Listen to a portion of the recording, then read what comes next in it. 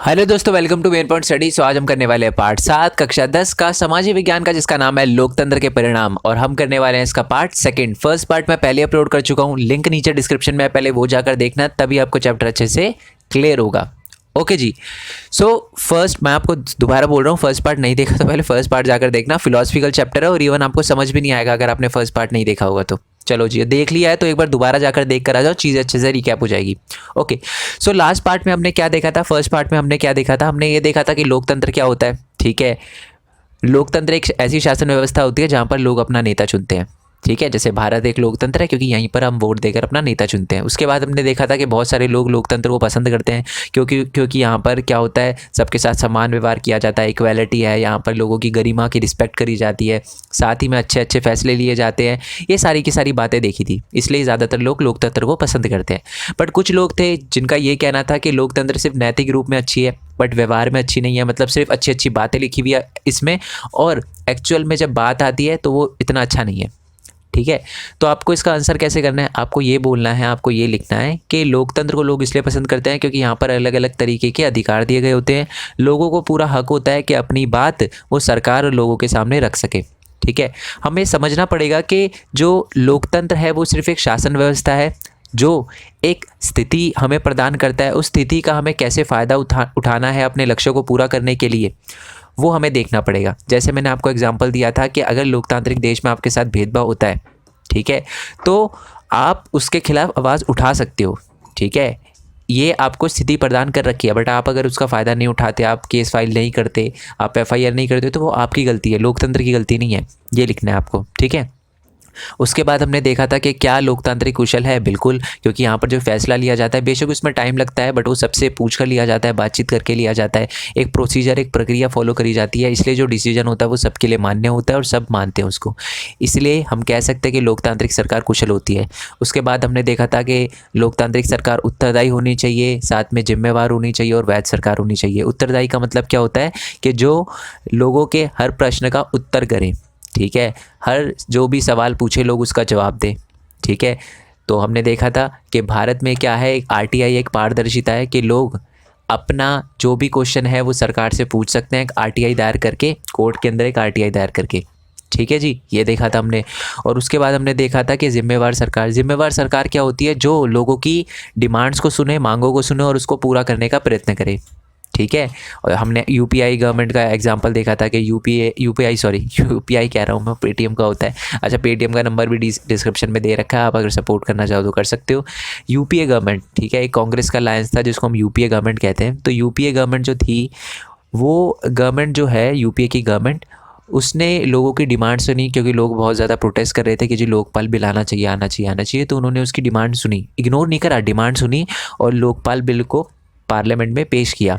ठीक है, तो हम कह सकते हैं कि हमारी जो गवर्नमेंट है इंडिया की, वो यूपीए गवर्नमेंट जो थी वो एक रिस्पॉन्सिव गवर्नमेंट थी, क्योंकि इस रिस्पॉन्सिव का मतलब जिम्मेवार गवर्नमेंट थी। वो लोगों की डिमांड को सुन रही थी, मांगों को सुन रही थी और उनको पूरा करने का प्रयत्न कर रही थी। उसके बाद हमने देखा था वैध सरकार।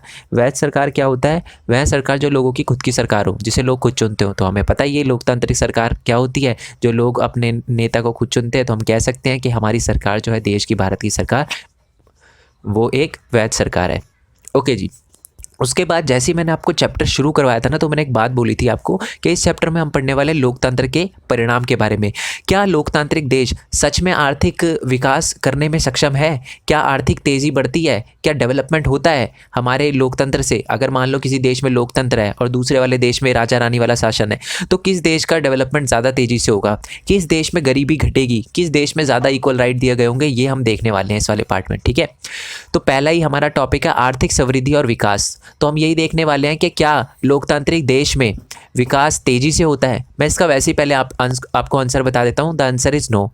लोकतांत्रिक जो देश होते हैं, हमें पता चला है, डेटा वगैरह हमने देखा, उससे हमें ये पता चला है कि लोकतांत्रिक देश जो होते हैं ना, वहाँ पर जो विकास की दर होती है वो गैर लोकतांत्रिक देश से थोड़ी सी कम होती है।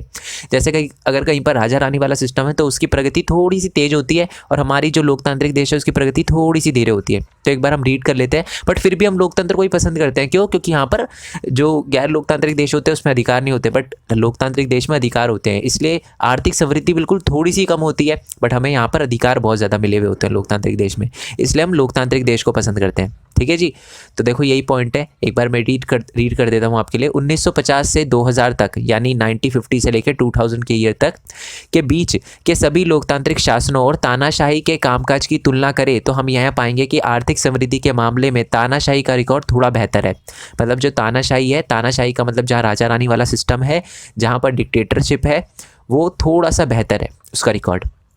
पर अकेले इसी कारण से लोकतंत्र को खारिज नहीं किया जा सकता, बट सिर्फ थोड़ी सी उनकी आर्थिक समृद्धि ज़्यादा है इसलिए हम ये नहीं कहेंगे जी लोकतंत्र हटाओ, चलो राजा रानी वाला तानाशाह वाला सिस्टम लाए। नहीं, जैसे कि आपने अर्थशास्त्र में पढ़ा होगा, हमने इकोनॉमिक्स में पढ़ा है कि विकास या आर्थिक विकास कई और कारकों, मसलन देश की जनसंख्या के आकार, वैश्विक स्थिति, अन्य देशों के सहयोग और देश द्वारा तय की गई आर्थिक प्राथमिकताओं पर निर्भर करता है। जो डेवलपमेंट है वो सिर्फ ऐसे नहीं कि लोकतांत्रिक देश है तो डेवलपमेंट ज़्यादा है या कम है, या इस चीज़ पर नहीं, उनकी इकोनॉमी पर भी डिपेंड करता है। इकोनॉमी से मतलब जनसंख्या पर डिपेंड करता है, ग्लोबल सिचुएशन कैसी है उस पर डिपेंड करता है, दूसरे देशों से उनका रिलेशन कैसा है उस पर डिपेंड करता है, और वो अपने देश में कैसी नीतियाँ बनाते हैं उस पर डिपेंड करता है। ठीक है, वो लोकतांत्रिक और तानाशाही पर डिपेंड नहीं करता डेवलपमेंट, ये बोला गया इसमें। ओके, तानाशाही वाले कम विकसित देशों में और लोकतांत्रिक व्यवस्था वाले कम विकसित देशों के बीच अंतर बहुत ही कम है। जो मैंने बताया ना राजा रानी वाले सिस्टम में, उनका डेवलपमेंट हमसे थोड़ा सा आगे है। ठीक है, तानाशाही और लोकतंत्र शासन वाले देशों के आर्थिक दर में भले ही अंतर हो, लेकिन इसके बावजूद लोकतांत्रिक व्यवस्था का चुनाव ही बेहतर है। क्यों? क्योंकि यहाँ पर हमें अन्य अनेक सकारात्मक फायदे मिलते हैं, जैसे कि हमें यहाँ पर अधिकार मिलते हैं। ठीक है, तो अगर आपको क्वेश्चन आ जाता है कि ये बताओ कि आर्थिक समृद्धि और विकास के मामले में क्या लोकतांत्रिक एक सफल उम्मीद पर उतर पाई है, खरी उतर पाई है, तो आपको इसका आंसर लिखना है ये पूरा का पूरा कि 1950 से 2000 तक हमें ये पता चला है कि तानाशाही थोड़ी सी बेहतर है, बट जो हमारा आर्थिक समृद्धि होती है उसमें और भी सारी चीज़ें कारक जो होते हैं वो अफेक्ट करते हैं, जैसे जनसंख्या, वैश्विक स्थिति, अन्य देश।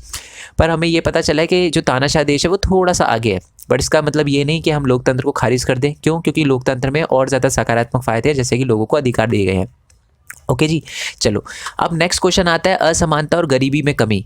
क्या हमारी जो लोकतांत्रिक व्यवस्था है, मान लो जैसे जो देश है जहाँ पर लोकतांत्रिक देश है, कोई लोकतांत्रिक देश है, तो वहाँ पर क्या गरीबी ख़त्म हो पाई है? क्या गरीबी कम करने में लोकतांत्रिक व्यवस्था जो है वो कारगर है?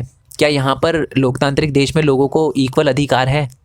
तो इसका आंसर मैं आपको बताता हूँ। देखो, लोकतांत्रिक व्यवस्था में राजनीतिक समानता पर आधारित होती है। लोकतांत्रिक देश में, जैसे भारत एक लोकतांत्रिक देश है, तो यहाँ पर राजनीतिक समानता तो है, यानी प्रतिनिधि के चुनाव में हर व्यक्ति का वजन बराबर होता है, यानी हर व्यक्ति को एक ही वोट, चाहे आप अमीर हो चाहे गरीब हो, चाहे आप अल्ट्रा रिच हो, चाहे आप अंबानी हो, चाहे आपके पास पैसे ना हो, बट फिर भी आपके पास एक ही वोट है। ठीक है, तो यानी लोकतांत्रिक देश में राजनीतिक समानता तो होती है, परंतु व्यक्तियों को राजनीतिक क्षेत्र में परस्पर बराबरी का दर्जा तो मिल जाता है, लेकिन इसके साथ साथ हम आर्थिक समानता को भी बढ़ता हुआ पाते हैं। हमारे यहाँ पर राजनीतिक समानता तो मिल जाती है, सबको बराबर बराबर अधिकार तो मिल जाते हैं, परंतु हमें फैक्ट से ये पता चला है कि जो लोकतांत्रिक देश होते हैं ना, वहाँ पर आर्थिक असमानता बहुत ज़्यादा होती है। गरीब बहुत ज़्यादा गरीब होता है, अमीर बहुत ज़्यादा गरीब अमीर होता है। ये एक बहुत बड़ी प्रॉब्लम है। लोकतांत्रिक देश में आप ये पाओगे कि मुट्ठी भर धन कुशेरू, यानी जिनके पास ज़्यादा पैसे होते हैं, आय और संपत्ति में अपने अनुपात का बहुत ज़्यादा बड़ा हिस्सा पाते हैं। मतलब जो कुछ लोग हैं जो बहुत ही ज़्यादा अमीर होते हैं, उनके पास ज़्यादा संपत्ति होती है। इतना ही नहीं, देश की कुल आय में उनका हिस्सा भी बहुत बढ़ता गया है। मतलब जैसे कि आप अंबानी वगैरह, जैसे इंडिया एक लोकतांत्रिक देश है, टॉप 5 रिचेस्ट पर्सन उठा लो, इंडिया के टॉप 10 या टॉप 5 उठा लो, तो उन सबकी अगर आप इनकम ऐड कर दोगे ना, तो बाकी इंडिया के उसमें मिलेगी जितनी इनकम होती है, कम से कम दिल्ली या एक स्टेट की मिलेगी। तो इससे हमें क्या पता चलता है कि लोकतांत्रिक देश में आर्थिक असमानता है, बट लोकतांत्रिक राजनीतिक समानता तो है। लोगों को तो समान राइट मिलते हैं, वोटिंग राइट तो समान मिलते हैं, बट यहाँ पर आर्थिक असमानता है। अगर हम पैसे की बात करें, इनकम की बात करें, तो जो लोगों की आय है वो कम है यहाँ पर, जो गरीब है बहुत ज़्यादा गरीब है, जो अमीर है वो और बहुत ज़्यादा अमीर है। ठीक है, समाज के सबसे निचले हिस्से के लोगों को जीवन बसर करने के लिए काफ़ी कम साधन मिलते हैं, उनकी आमदनी गिरती गई है। मतलब लोकतांत्रिक देश में जो गरीब है वो बहुत ज़्यादा गरीब है। ठीक है, हमारे मतदाताओं में गरीब की संख्या काफ़ी बड़ी है, आपको पता ही है हमारे इंडिया में ज़्यादातर लोग गरीब है, इसलिए कोई भी पार्टी अनेक मतों से हाथ नहीं धोना चाहती, मतलब वो नहीं चाहती कि भैया इन गरीब का वोट भी हमको चाहिए, बल्कि गरीब का वोट तो ज़्यादा चाहिए क्योंकि गरीब ज़्यादा है। फिर भी लोकतांत्रिक ढंग से इसे निर्वाचित सरकारें गरीबी के सवाल पर उतना ध्यान नहीं देने को तत्पर नहीं जान पड़ती। इसका मतलब क्या, दोबारा से लाइन पढ़ देता हूँ। फिर भी लोकतांत्रिक ढंग से निर्वाचित सरकारें गरीबी के सवाल पर उतना ध्यान देने को तत्पर नहीं ज्ञान पड़ती या जान पड़ती। इसका मतलब क्या है कि जो वोटिंग है, जो वोट है गरीब लोगों के पास वो बहुत ज़्यादा है। इंडिया में गरीब लोग बहुत ज़्यादा है, ठीक है, और कोई भी पार्टी इसको हाथ से नहीं देना चाहती। वो चाहते कि ज़्यादा से ज़्यादा गरीब लोग भी उनको वोट करें। पर हमने ये देखा है कि वो सिर्फ वोट लेने के लिए करती है, कोई अच्छे से इस गरीबी को निपटने के लिए कोई अच्छा फैसला नहीं लिया जाता, ठीक है। तो और बिल्कुल ही लोगों की उम्मीदों पे वो खरी नहीं उतरती। जैसे कि बांग्लादेश की हालत तो हमारे से ज़्यादा ख़राब है। वहाँ पर लोकतंत्र, वहाँ पर तो बिल्कुल ही जो बहुत ही ज़्यादा गरीब लोग हैं वो रिच लोगों पर पूरी तरीके से डिपेंडेंट हो गए खाने की चीज़ों के लिए।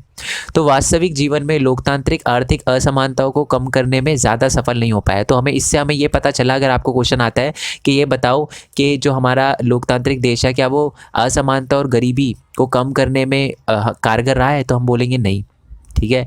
एक लोकतांत्रिक देश में राजनीतिक समानता तो होती है परंतु आर्थिक असमानता होती है। यहाँ पर गरीब बहुत ज़्यादा गरीब होता है, अमीर बहुत ज़्यादा अमीर होता है। सरकारें जो गरीब होते हैं वो बहुत ज़्यादा होते हैं, तो सरकारें उनके वोट को खोना नहीं चाहती, परंतु वो गरीबी को कम करने में ज़्यादा कारगर नहीं साबित हुई। और जैसे कुछ देश है जैसे बांग्लादेश, उसकी हालत तो हमसे बहुत ज़्यादा ख़राब है। तो इसलिए हमें ये लिखना है कि वास्तविक जीवन में लोकतांत्रिक व्यवस्था आर्थिक असमानताओं को कम करने में ज़्यादा सफल नहीं हो पाई है।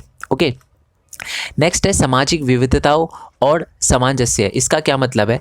इसका मतलब यह है कि लोकतांत्रिक देश में जो अलग अलग कम्युनिटी रहती है, अलग अलग धर्म के, अलग अलग जाति के लोग रहते हैं, क्या उन सब को क्या वो सब शांति से रहते हैं? उनमें कोई प्रॉब्लम तो नहीं आती, ठीक है? क्या खून खराबा तो नहीं होता? ये सारी की सारी चीज़ों का आंसर हमें देना है। एक गैर लोकतांत्रिक देश में और लोकतांत्रिक देश में इस चीज़ को लेकर, सामाजिक विविधताओं को लेकर क्या डिफरेंस है? क्या दोनों में अलग अलग जातियों का रिस्पेक्ट होता है? जैसे हमारे, आपको पता है, लोकतांत्रिक देश में थोड़ी रिस्पेक्ट होती है अलग अलग जातियों की, बट जो गैर लोकतांत्रिक देश है वहाँ पर रिस्पेक्ट नहीं होती। राजा का जो धर्म है वो चाहेगा कि बाकी लोगों का भी, उसकी प्रजा का भी वही धर्म हो। मैं एक बार रीड कर देता हूँ। क्या लोकतांत्रिक शासन व्यवस्था शांति और सद्भाव का जीवन जीने में नागरिकों के लिए मददगार साबित होती है?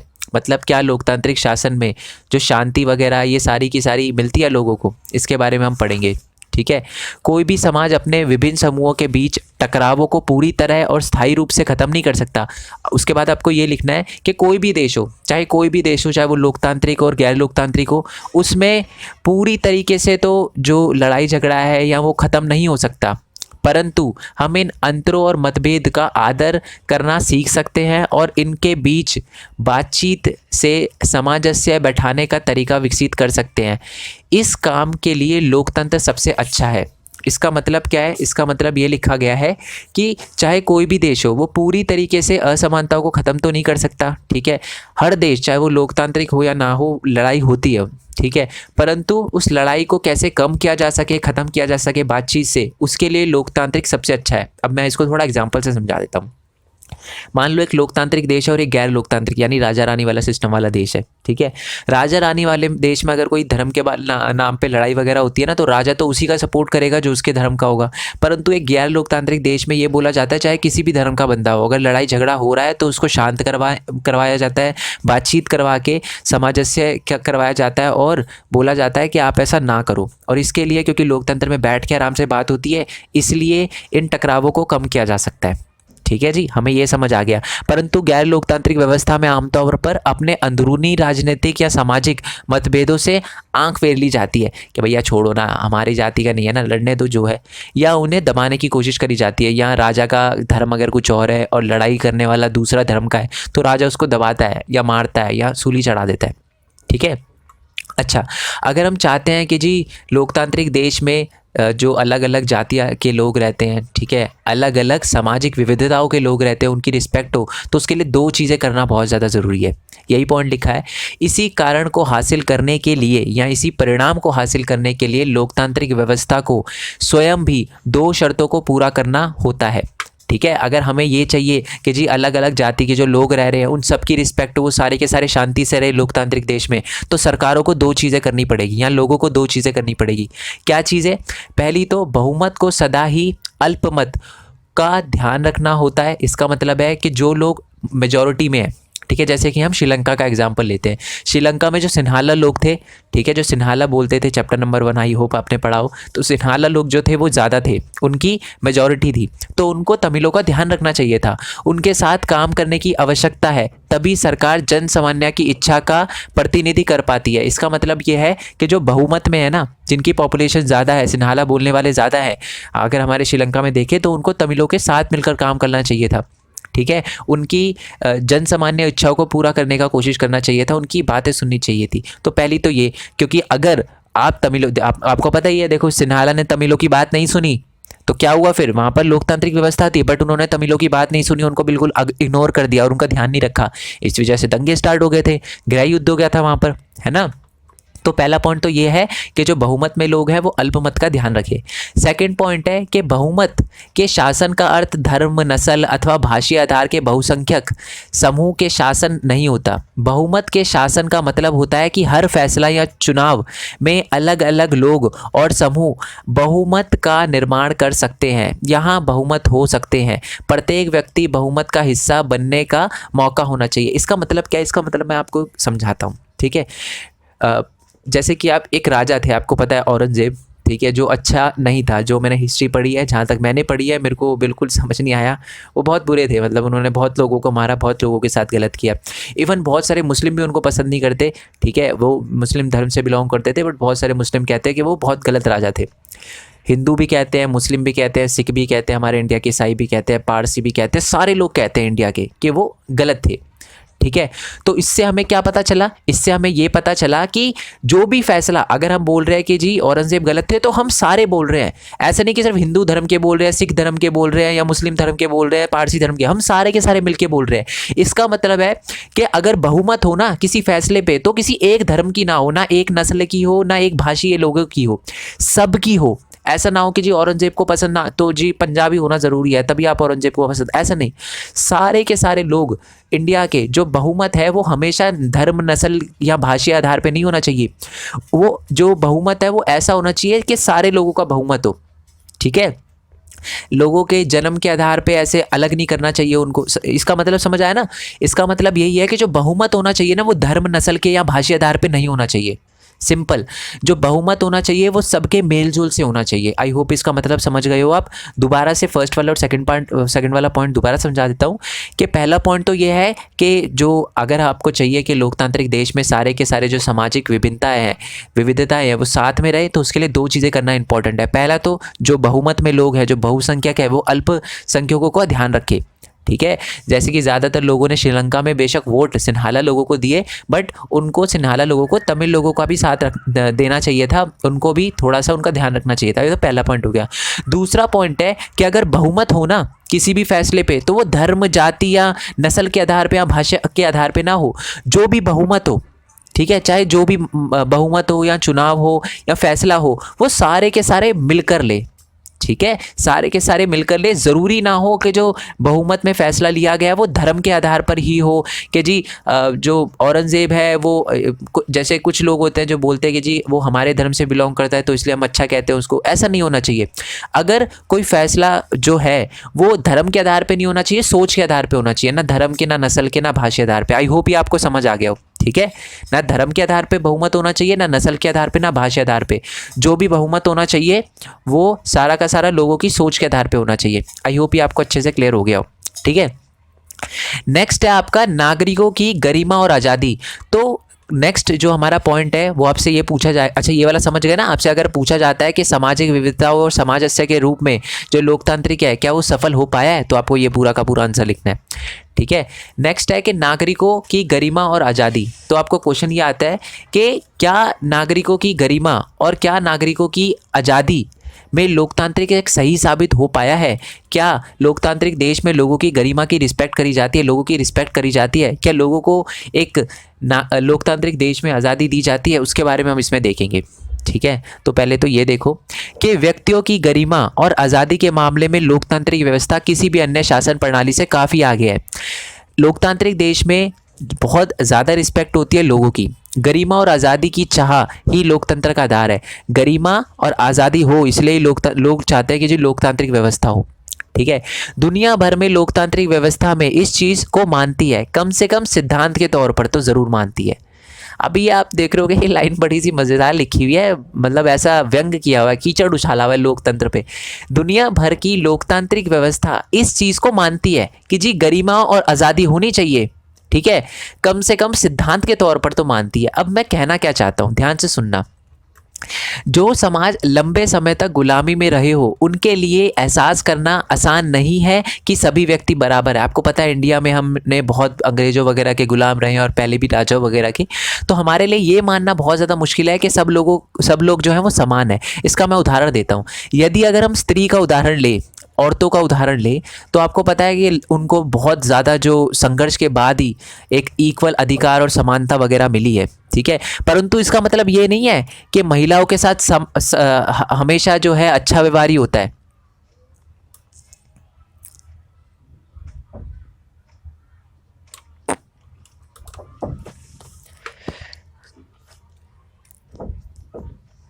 ठीक है, लोकतांत्रिक देश में भी महिलाओं के साथ बुरा व्यवहार हो सकता है, परंतु परंतु परंतु एक बार जब सिद्धांत रूप में इस बात को स्वीकार कर लिया गया है तो अब औरतों के लिए वैधानिक और नैतिक रूप से अपने प्रति गलत मान्यताओं और व्यवहारों के खिलाफ संघर्ष करना आसान हो गया है, ठीक है। अब इसका क्या मतलब समझ आया, मैं दोबारा से बता देता हूँ। नागरिकों की गरिमा और आज़ादी के रूप में अगर देखा जाए तो लोकतांत्रिक व्यवस्था सबसे अच्छी है, ठीक है। जो गरिमा है और जो आज़ादी है वही लोकतांत्रिक की चाह का आधार है, ठीक है। दुनिया भर में जो लोग हैं वो मानते हैं कि लोकतांत्रिक व्यवस्था में लोगों की गरिमा और आज़ादी की रिस्पेक्ट होनी चाहिए, ठीक है। ध्यान से मेरी बात सुनना। परंतु अगर हम भारत की बात करें तो भारत में क्या है कि क्या लोगों की गरिमा की रिस्पेक्ट करी जाती है, या लोगों की गरिमा होती है, क्या सबकी रिस्पेक्ट करी जाती है? तो ज़रूरी नहीं है, हमारे भारत में ऐसा नहीं है। आपको पता है कि भारत में भी बहुत सारी ऐसी जगह हैं जो औरतों को इक्वल अधिकार नहीं है, ठीक है। जॉब के लिए लोगों को, आदमियों को प्रेफरेंस दी जाती है और थोड़ा भेदभाव किया जाता है कि जी लड़का है या लड़की है, ठीक है। तो इससे हमें ये पता चलता है कि जी लोकतांत्रिक देश में भी लोगों के साथ थोड़ा सा इनइक्वालिटी होती है, भेदभाव होता है, परंतु लोकतांत्रिक देश में कम से कम जो इस चीज़ को कि अगर भेदभाव होता है तो इस चीज़ को सही नहीं ठहराया जाता, इसको गलत ठहराया जाता है, जिससे जो औरतें हैं वो आगे आई है और उनके लिए आवाज़ उठाना आसान हो गया। इसका मैं एग्जांपल से मतलब समझाता हूँ। मान लो हमारा एक गैर लोकतांत्रिक देश है, राजा रानी वाला सिस्टम है। अगर राजा सोचता है कि जी औरतों के साथ भेदभाव होना चाहिए तो फिर वो कुछ नहीं करेगा औरतों के लिए, वो भेदभाव ही करेगा औरतों के साथ, बहुत बुरा ही करेगा उनके साथ, ठीक है। करेगा ना, बिल्कुल करेगा। पर अगर हम लोकतांत्रिक देश में देखें तो लोकतांत्रिक देश में कम से कम अगर औरतों के साथ बुरा होता है तो वो कोर्ट में जा सकती है, केस कर सकती है, केस फाइल कर सकती है, ये अब उनके पास अधिकार है। तो उनके साथ गलत होने की प्रोबेबिलिटी बहुत कम है, ठीक है। इससे हमें यह पता चलता है कि औरतों के साथ जो भी बुरा हो रहा है लोकतांत्रिक व्यवस्था में, औरतें उसके खिलाफ आवाज़ उठा सकती है, बट एक गैर लोकतांत्रिक देश में उनके खिलाफ आवाज़ नहीं उठाई जा सकती। ओके, इसका एक और उदाहरण देख लेते हैं, जैसे जातिगत भेदभाव भी इसका एक उदाहरण है। आपको पता ही है भारत के अंदर क्या है, जाति को लेकर भी भेदभाव होता है, ठीक है। मान लो अगर हम एक राजा रानी वाले सिस्टम में रह रहे होते तो राजा का जो राजा की जो जाति है वो यही चाहेगा कि जी लोगों की भी वही जाति है और फिर भेदभाव करेगा, ठीक है। परंतु अगर हम लोकतांत्रिक देश में देखें तो अगर जाति के नाम पे भेदभाव होता है उस बंदे के साथ तो वो केस फाइल कर सकता है कि जी मेरे साथ भेदभाव हो रहा है, ठीक है। तो कम से कम वो इसके खिलाफ आवाज़ उठा सकता है। तो अभी तक हमें ये पता चला कि नागरिकों की गरिमा और आज़ादी की राह में जो लोकतांत्रिक है वो सबसे अच्छी है। बेशक यहाँ पर भेदभाव होता है, परंतु लोकतांत्रिक व्यवस्था इस भेदभाव को सही नहीं ठहराती, वो बोलती है ये गलत है, जिससे जिन लोगों के साथ भेदभाव हो रहा है उनको अपनी आवाज़ बुलंद करने का मौका मिलता है और वो उनको लगता है कि हाँ जी सरकार हमारे साथ है, हम इस गलत चीज़ के खिलाफ आवाज़ उठाएंगे, ठीक है जी। आई होप ये आपको क्लियर हो गया हो। अब जो आपका नेक्स्ट है, मैं आपको ये लास्ट टॉपिक और ये बहुत इंपॉर्टेंट क्वेश्चन है कि लोकतंत्र की एक खासियत है, ठीक है। आपसे बोला जाएगा लोकतंत्र की एक खासियत है कि इसकी जांच परख और परीक्षा कभी ख़त्म नहीं होती। आपको ये डायरेक्ट क्वेश्चन आएगा कि यह बताओ कि लोकतंत्र की एक खासियत है कि लोकतंत्र की जो जांच परख है और जो परीक्षा है वो कभी ख़त्म नहीं होती। इसको आप कैसे एक्सप्लेन करते हैं, स्पष्ट करें, ठीक है। तो मैं आपको बता दूं, वह एक जांच परख पर खरा उतरता है। अगर जो लोकतांत्रिक व्यवस्था है, अगर एक चीज़ पर लोग खुश हो जाते हैं कि जी हाँ, तो फिर लोग अगली जांच आ जाती है, मतलब लोग दूसरी चीज़ एक्सपेक्ट करने लगते हैं लोकतंत्र से, ठीक है। जब लोकतांत्रिक जांच एक पर खरा उतरता है तो अगली जांच आ जाती है। लोगों को जब लोकतंत्र से थोड़ा लाभ मिलता है तो वह और लाभों की मांग करते हैं नहीं करते। अगर हमें लगता है कि जी हमें इक्वल राइट मिल रहे हैं तो इक्वल इनकम मिले, हमारे साथ भेदभाव ना हो, ये सारी की सारी चीज़ें डिमांड करने लगते हैं। ठीक है, लोगों को लोकतंत्र से अपेक्षा तथा शिकायतें रहती है। देखो, लोगों को एक्सपेक्टेशन भी होती है। राजा रानी से कुछ एक्सपेक्ट करोगे आप एक्सपेक्ट करोगे कि वो आपके साथ भेदभाव करे? नहीं करोगे। क्या आप उसके खिलाफ शिकायत करोगे? नहीं करोगे। लटका देगा वो तो आपको उल्टा, है ना। पर लोकतंत्र जो लोग हैं वो लोकतंत्र की अपेक्षा करते हैं, साथ ही में उन पर उनकी शिकायत भी रहती है, और इन्हीं शिकायतों से पता चलता है कि लोकतंत्र एक अच्छा है। देखो, आप शिकायतें किस चीज़ की करते हो? जिससे आपको कुछ, अब जैसे कि मान लो एक बच्चा है जो 90% लाता है, ठीक है, एक बच्चा है जो 90% लाता है। अगर वो 88% ले आया तो आप थोड़ा सा उसे शिकायत करोगे, यार 88% क्या, 90 लेकर आते बच्चे, कोई दिक्कत है तो बताओ। ठीक है, तो आपको उससे एक्सपेक्टेशन थी, आपको पता है वो बच्चा अच्छा कर रहा है इसलिए आप उसको और एनकरेज करते हो। परंतु अगर कोई बच्चा हमेशा फेल होता है, ठीक है, अगर वो 33% लाता है तो आपको उससे कोई एक्सपेक्टेशन नहीं रहेगी कि पास हो जाए वही बहुत है। तो इसका मतलब आपसे मैं किसी बच्चे को बुरा या किसी बच्चे को अच्छा नहीं बोल रहा। 33% लाने वाला बच्चा भी लाइफ में बहुत कुछ कर सकता है।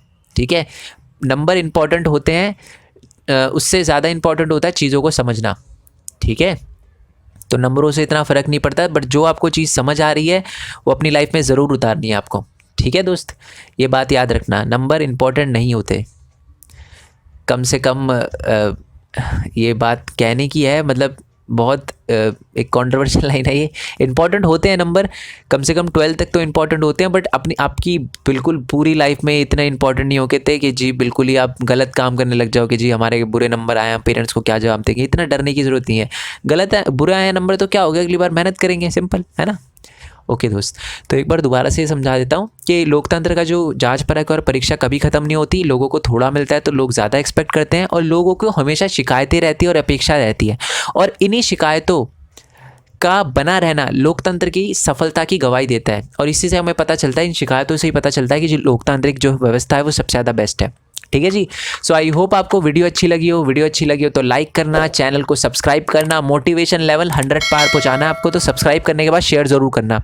आपको शायद याद होगा हमारा टारगेट है कि दिसंबर से पहले, मतलब ये 1 जनवरी से पहले, 21 आने से पहले हमें 40,000 सब्सक्राइबर पूरे करने हैं। ठीक है, अभी 38.5 है, 1500 और सब्सक्राइबर चाहिए। आज 23 तारीख है, 7 दिन है हमारे पास, पूरे करने ही करने हैं किसी भी हालत में। तो वीडियो को शेयर करना जितना हो सके। ठीक है, ये लास्ट पार्ट था, हमारा चैप्टर हो चुका है यहीं पर ख़त्म। ओके, इसके PYQs का लिंक नीचे डिस्क्रिप्शन में दे रखा होगा। प्रीवियस ईयर क्वेश्चन जो बोर्ड एग्जाम में आए हैं, हिंदी मीडियम वाले बच्चों के लिए मैं बना रहा हूँ।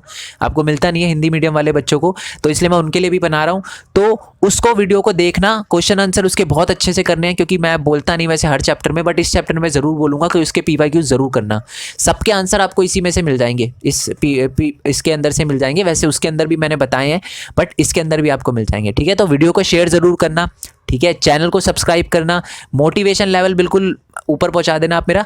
और साथ ही में यार, एक है ना, स्क्रीन पे आपको एक दिख रहा होगा, मैंने एक न्यू चैनल बनाया, उसका लिंक नीचे डिस्क्रिप्शन में होगा। आपको स्क्रीन पे दिख रहा होगा 1000 सब्सक्राइबर, बट एक्चुअल पे उस पर 2000 सब्सक्राइबर हो गए हैं, ज़्यादा ही हो गए हैं उससे। ठीक है, और मैंने अभी तक कुछ अपलोड नहीं किया। तो ऐसा क्यों है कि मैंने कुछ अपलोड नहीं किया फिर भी बच्चे उसको सब्सक्राइब कर रहे हैं? क्यों? क्योंकि वहाँ पर मैं अपनी यूट्यूब जर्नी के बारे में बताने वाला हूँ। मैं ये बताने वाला हूँ कि मैंने यूट्यूब से कैसे अर्न किया, और मोस्ट इंपॉर्टेंट चीज़ कि आप यूट्यूब से कैसे अर्न कर सकते हो। और भी बहुत सारे प्लेटफॉर्म है जिससे एक स्टूडेंट अर्न कर सकता है। पैसे से रिलेटेड प्रॉब्लम आती है उसकी लाइफ में, वो ना है उसके बारे में मैं वहाँ पर बताने वाला हूँ। तो चैनल को सब्सक्राइब ज़रूर करना, वीडियो को शेयर ज़रूर करना। ठीक है, और उस चैनल को सब्सक्राइब करने के बाद नोटिफिकेशन बेल दबा देना, क्योंकि मैं पहली वीडियो के साथ ही धमाका मचाने वाला हूं। तो जैसी मैं वीडियो डालूंगा आपके पास नोटिफिकेशन आ जाए, तो इसलिए आप नोटिफिकेशन बेल जरूर दबा देना। ठीक है यार, बाकी आप चाहो तो मेरे को इंस्टाग्राम, फेसबुक, ट्विटर वगैरह पे फॉलो कर सकते हो। ट्विटर पे फॉलो करना ज़रूर भूलना मत, ट्विटर पे फॉलो करना मत भूलना, क्योंकि अगर कोई दिक्कत आ जाती है, आप देख ही रहे हो बहुत ज़्यादा यूट्यूब में प्रॉब्लम हो रही है। आपको पता है बच्चों के चैनल हैक हो रहे हैं, लोगों के चैनल हैक हो रहे हैं। तो इसलिए मैं चाहता हूँ ट्विटर पे अकाउंट बना लो, उसका लिंक भी आपको नीचे डिस्क्रिप्शन में मिल जाएगा। मेरे को फॉलो करना मत भूलना। ठीक है जी, आपने इतना सपोर्ट किया तो थोड़ा और 40,000 किसी भी हालत में पूरे करना है, भूलना मत। ठीक है जी, वे टू 40,000 है, इस बार करना ही करना है हमको। ठीक है, बाकी आपको नोट्स पता ही है, डिस्क्रिप्शन में लिंक दे रखा होगा, या टेलीग्राम चैनल पे आप जा सकते हो। बाकी नेक्स्ट वीडियो के लिए स्टे ट्यून। नेक्स्ट चैप्टर के लिए वैसे तो ऑलमोस्ट खत्म। बाकी मैं आपको एक और बात बताता हूँ, सारे के सारे जितने भी चैप्टर हैं ना, सिविक्स के हो गए, इकोनॉमिक्स के यानी अर्थशास्त्र के, इतिहास के और अपने भूगोल के सारे चैप्टर मैं अपलोड कर चुका हूँ। लिंक नीचे डिस्क्रिप्शन में मिल जाएगा आपको, ठीक है, सारे चैप्टर का और साथ में जो इंपॉर्टेंट क्वेश्चन है उनका भी। तो नेक्स्ट वीडियो के लिए स्टे ट्यून। तब तक के लिए थैंक यू सो मच। जय हिंद, जय भारत, वंदे मातरम and thanks for your support.